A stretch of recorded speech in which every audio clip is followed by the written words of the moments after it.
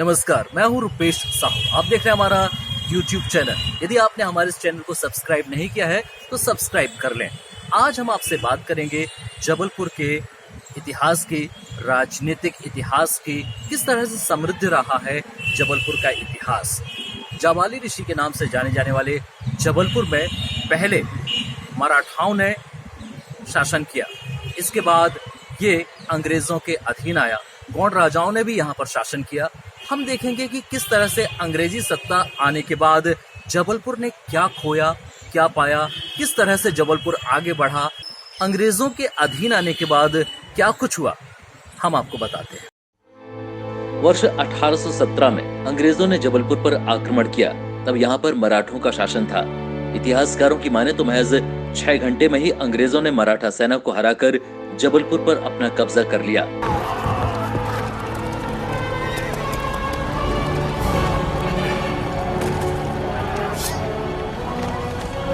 जबलपुर की ब्रिटिश हुकूमत के अधीन आने के बाद कैंटोनमेंट क्षेत्र में अंग्रेजों की सेना का अस्थायी आवास बनाया गया। मराठा शासन के पतन के बाद 26 जनवरी 1818 को जबलपुर में अंग्रेजों की अस्थायी सरकार बन गई। करीब 8 साल बाद अंग्रेजों को यह महसूस हुआ कि शहर के विकास और बुनियादी सुविधाओं के लिए लोकल बॉडी की जरूरत है। अंग्रेजों ने 1826 में सेना और नागरिकों की बुनियादी सुविधाओं के लिए छावनी बोर्ड की स्थापना की। वर्ष 1864 में नगर को व्यवस्थित बनाने, सड़क, नाली, बिजली और पानी जैसी मूलभूत सुविधाएं उपलब्ध कराने के लिए जबलपुर नगर पालिका की स्थापना हुई।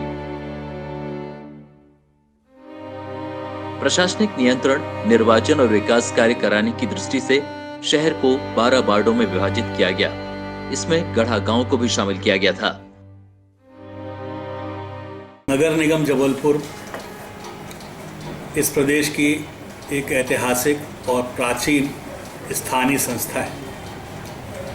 नगर निगम जबलपुर को मध्य प्रदेश में स्थानीय शासन के इतिहास को प्रारंभ करने का सौभाग्य प्राप्त। ये नगर निगम जबलपुर है जिसने 10 अगस्त 1864 को स्थानीय शासन के इतिहास की शुरुआत की। अंग्रेजों ने कागजों में योजना तो बना ली, लेकिन सबसे बड़ी समस्या भवन की थी। नगर पालिका के विभिन्न विभागों के लिए पर्याप्त जगह नहीं थी और शहर में ऐसा कोई बड़ा भवन भी नहीं था जिसमें नगर पालिका कार्यालय का संचालन किया जा सके। तभी गढ़ा में पहले नगर पालिका कार्यालय के लिए किराए का भवन ढूंढा गया। राजा अमान सिंह गोटिया की हवेली में पहला नगर पालिका कार्यालय खुला। हवेली नुमा इस मकान में आज भी टाउन हॉल लिखा हुआ है। नगर पालिका की स्थापना हुई तब इस शहर में कोई ऐसा भवन नहीं था कि जिसमें नगर पालिका का कार्यालय स्थापित हो सके। तब अंग्रेज शासक थे।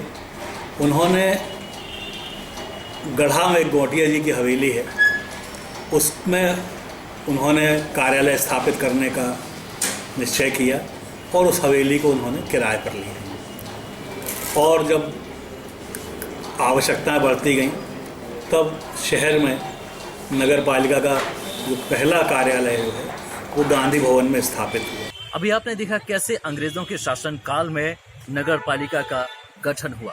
अब हम आपको बताएंगे कि शुरुआती दौर में नगर पालिका की आय महज 2314 रुपए थी और क्यों अंग्रेजी शासन काल में नगर पालिका में तालाबंदी के बाद किस तरह से झंडा सत्याग्रह का आगाज हुआ। इन तमाम बातों पर हम आपसे चर्चा करेंगे, हम आपको जानकारी देंगे।